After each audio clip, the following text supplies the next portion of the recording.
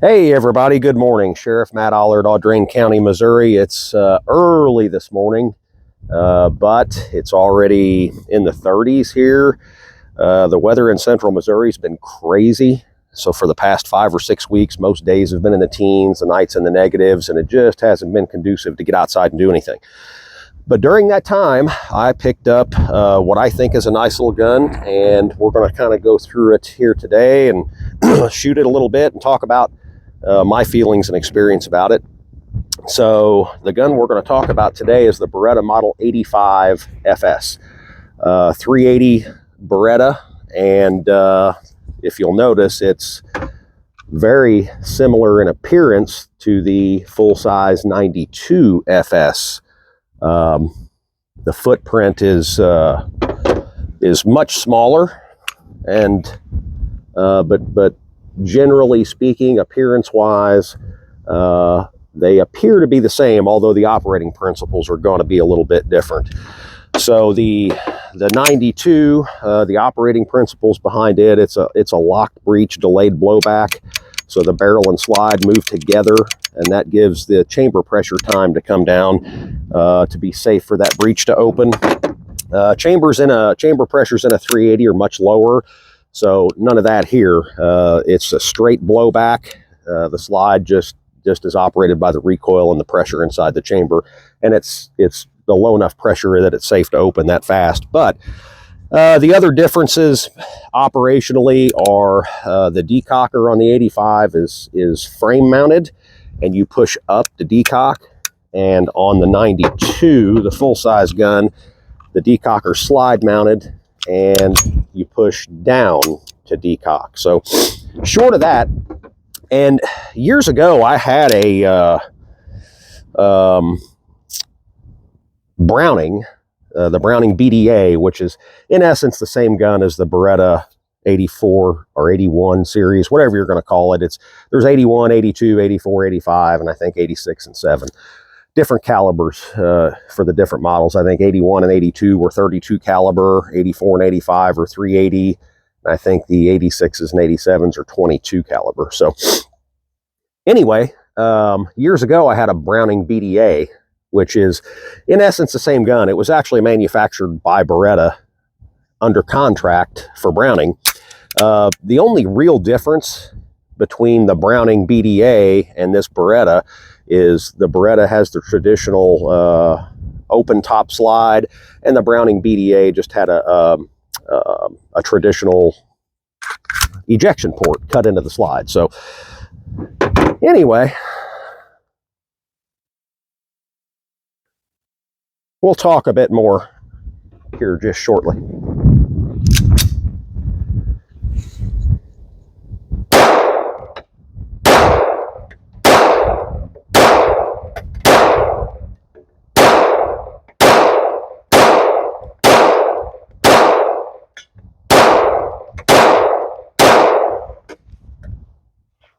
There's 13.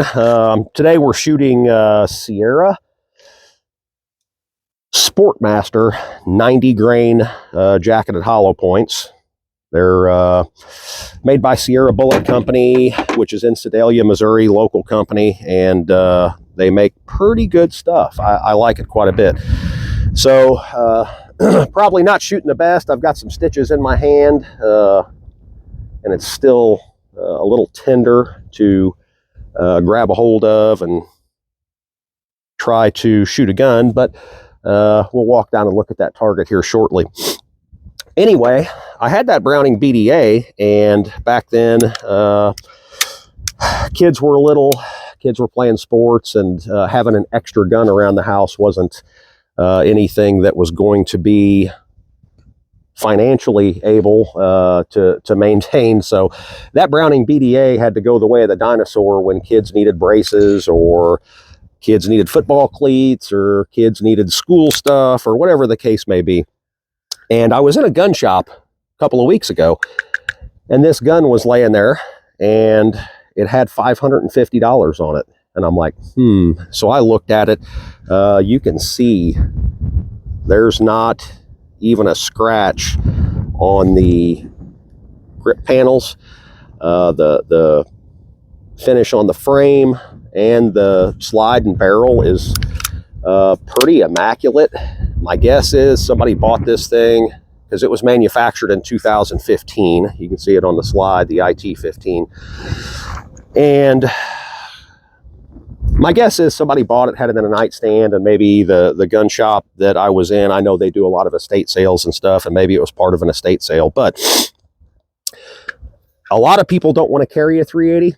I have no problem with the 380. A 90 grain bullet running 900-ish feet a second is nothing to scoff at. Perfectly capable of self-defense. I've heard a lot of people say this gun is just too big to conceal carry for them. You know, I would rather have a little bit bigger gun. I mean, you can see I've got pretty big meat hooks. And a lot of the small pocket pistol 380s, I can't get a good grip on. They don't have real sights. They've just got a channel cut in the top. And they're just not good for me. And you typically get 6 or 7 shots out of one of them pocket pistol 380s. And this is a 13-round gun.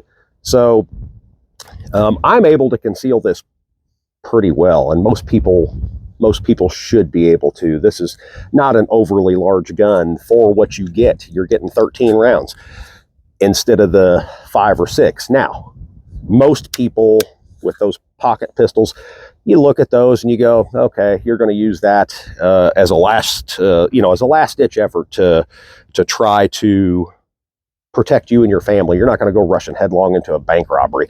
But these pistols, especially the Beretta 84s and 85s, and some people may or may not know this, are really popular in other countries for police use because civilian police in other countries are not allowed to carry handguns that are chambered in NATO cartridges. So like the 9mm out.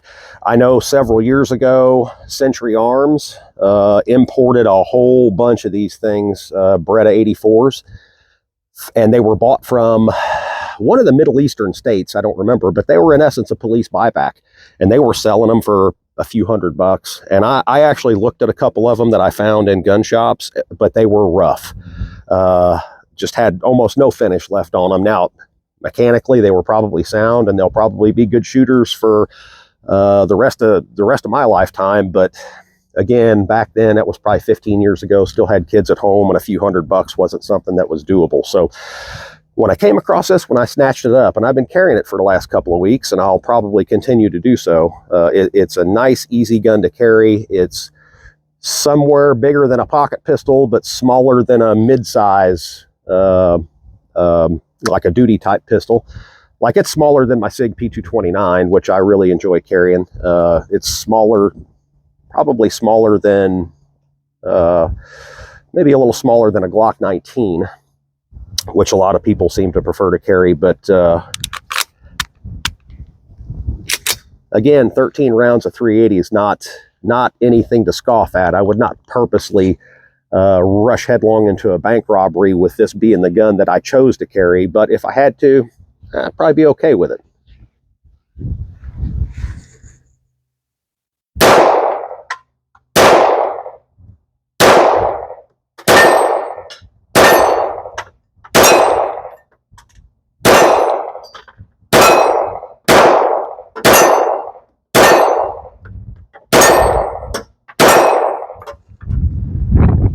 So this shoots a little high for me.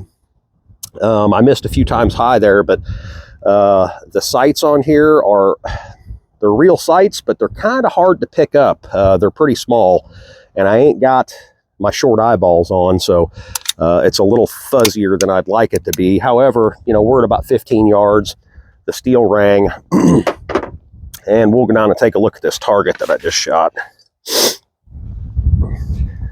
The one that I shot to start with, it's at about 10 or 12 yards, and you can see that I shot high. The gun shoots a little high for me.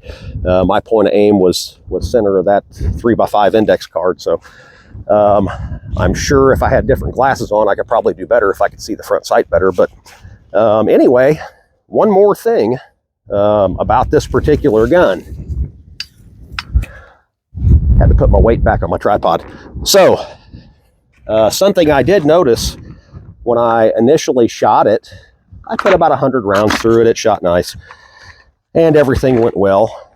And I cleaned it, and once I got done cleaning it, like most people, I function tested the gun, right? So take it apart, clean it, put it all back together. See, it's unloaded. And I function tested it. You know, work the slide, decocker works, and then I started function testing the actual action. And it clicked in my head that printed on the slide, hope you can see that, it says, does not fire without magazine. And in my mind, I'm pulling the trigger and watching the hammer fall and going, oh, yeah, I bet it does fire without the magazine. So it was dark, and I told Suzanne, I said, I'm going to run out back, because we live on a farm. So I'm going to run out back, and if you hear a gunshot, don't be concerned. So I went outside, put a round in the chamber, and lo and behold, it fires without the magazine. So somebody, whoever bought this gun, or whoever had this gun before me, even though it hasn't been carried and it's in nice shape, took the right grip panel off and took the coil spring out of there that operates the magazine disconnect, because it should. So when this gun's on safe and you pull the trigger, the hammer doesn't move. That magazine disconnect makes it the same way. So if there's no magazine in the gun and the disconnect is working properly, when you pull the trigger, the hammer should not move. It should be this. So just because, here's my parting thought. Just because the gun says it doesn't work without the magazine in it, unless you buy it factory new, make sure you check it, because that would be a terrible, terrible accident to have happen, because you took it for granted that the gun does not fire without the magazine in it, when actually it will if somebody has deactivated that magazine disconnect. So anyway, Beretta 85 FS. If somebody's looking, now they don't make these, they make the 80X now, I think, but it's got a light rail. I'm not hanging a light on a 380, and most people probably aren't. I think Beretta made a mistake putting a light. So they came back out with the 80X Cheetah. This is the 84 Cheetah. So the Cheetah series is the 80 series, and they came back out with the 80X, which has an accessory. They call it an accessory rail. I'll call it a light rail. I don't know of anybody that's going to be putting a light on a 380 pistol, but maybe somebody does. I don't know. I'm not going to, but so the 80 series is alive and well with Beretta in the 80X, 80X, not ADX, but 80, model 80X. However, if I tell you, you would not be poorly served by one of these pistols if you were looking for a nice concealed carry gun and wanted more magazine capacity. So anyway, Model 85 FS, Sheriff Matt Allard, Audrain County. Have a great day.